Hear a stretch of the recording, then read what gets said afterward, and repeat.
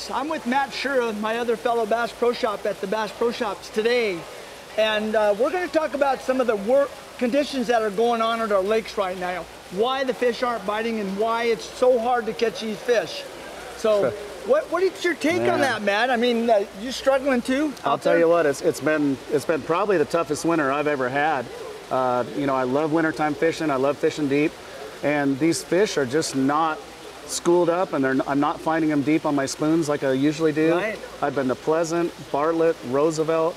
I think we just had that weather, that up and down weather, all these fronts coming in, that super cold weather. You know, we've had the coldest winter we've had in 5 years. Yeah, long time. Right. So it seems like these fish just aren't doing what they normally do, and I've been really struggling. I mean, I'll tell you what, it took us to the last 15 minutes last week at Bartlett to get our limit. You know, and it was a small limit. So, and we only weighed 3 fish last week at Roosevelt. So and Roosevelt got real muddy, you know, where I like to fish in the salt end got really muddy and it was really tough. But I just think that combination, that really cold, you know, really cold weather and those fronts coming in, I think it's just the fish are just kind of confused. Yeah, I noticed shocked. I noticed that some of them that I've caught even have a little mud on the belly. I've actually caught a couple, so they're laying right on the bottom and they're just not wanting to do. So the trick that I found is gearing down on smaller baits, you know, whether it's a jig. I went to a 4-inch hula grub now by Chompers. Right. Instead of Yamamoto, you know, I went to a little hula grub like this, just a twin tail, and I just rigged that Texas rig. You know, I know you like the big jigs with the things, but the football heads, but yeah, but I mean I do too. But I found that by bouncing these over the rocks and just rigging this, you know, Texas rig, I can slow down and I don't get stuck as much as that big jig does, and I can move it slower, and I'm bringing it right by their bow. Awesome, you know? And you're pegging the weight also. Right, I peg the weight with a bobber stopper. So good. And but that's one way to do it for our folks. I'll tell you, it's funny you mentioned that about the fish being glued to the bottom. There was several areas in the main lake where I found clear water last week at Roosevelt, and I never graphed the fish, but I was catching them. You know, I never could see them on the graph, and that tells me they were real close to the bottom, and that's why I like to zoom in my graph to get those fish that are really tight to the bottom.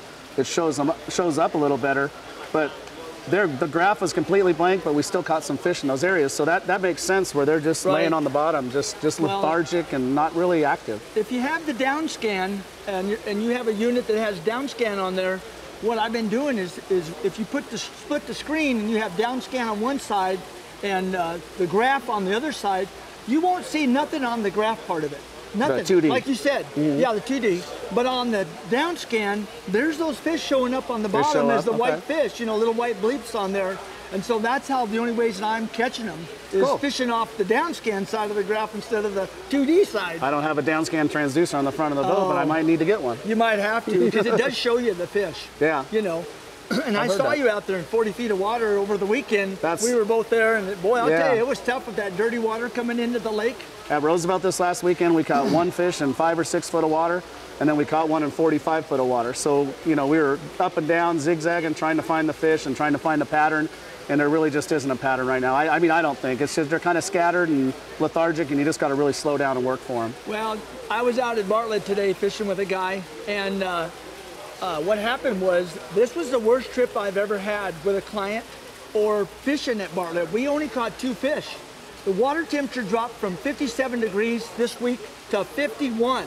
Wow. And you know, for a cold-blooded fish, that's dramatic. What does these fish, it just turns them off. They don't want to eat very much. They don't need to eat. And the ones that I found in 35 feet of water, they were laying on the bottom, but right above them was a layer of shad. Yeah. So they don't have to go very far. I mean, they go a couple feet, grab a dinner, and then they're done. I saw that last week at Bartlett. The shad are just suspended, and nothing's chasing them. The shad are just happy, and nothing's bothering them. And like I said, I think this spring is going to be really good. I mean, we're getting all this water coming in, flushing these lakes out. Hopefully that'll help with that golden algae situation too. Yep. So it should be an awesome spring. Well, I noticed one thing over the weekend when we had all this rain.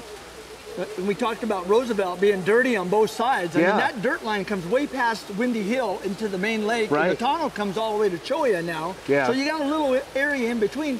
Today at Bartlett, when I was up there, I went up to fish our normal stuff at the Yellow Cliffs, and up above there, it was mud. Oh, wow. It was mud. It came all the way past the Yellow Cliff, and it came down around the corner from the Yellow Cliffs, going back to Alder Creek and stuff like that. So that's a good thing because guys, we had enough rain that Horseshoe went from 4% to 52% in 5 days. Awesome. That's a lot of water. And since we don't have the facilities at Horseshoe, no ramps, no nothing, all that water is going to be flushed into Bartlett, and Bartlett's going to come up.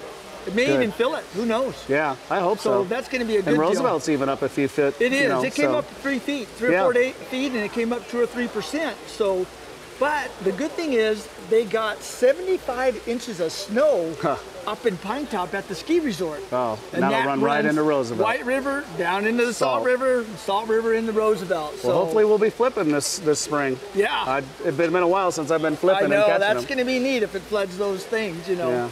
But anyway, hopefully you guys got a gist of what is happening at our Arizona lakes. Go out there, have fun, go fishing. But I tell you what, good times are coming. Yeah. Because even if our lakes fill up, the fishing's going to be good. And come March, when the weather gets better, the temperature goes up to 65. All those fish in the middle of the lake, guess where they go? Right to the shoreline. And everybody's going to look like a pro fishing tournament. Absolutely. You know, guys. It's going to be fun. Going to be a fun year, I think. So, nice interview, Matt. Thank you very much for joining us on the show today. And thank you guys for watching all these videos.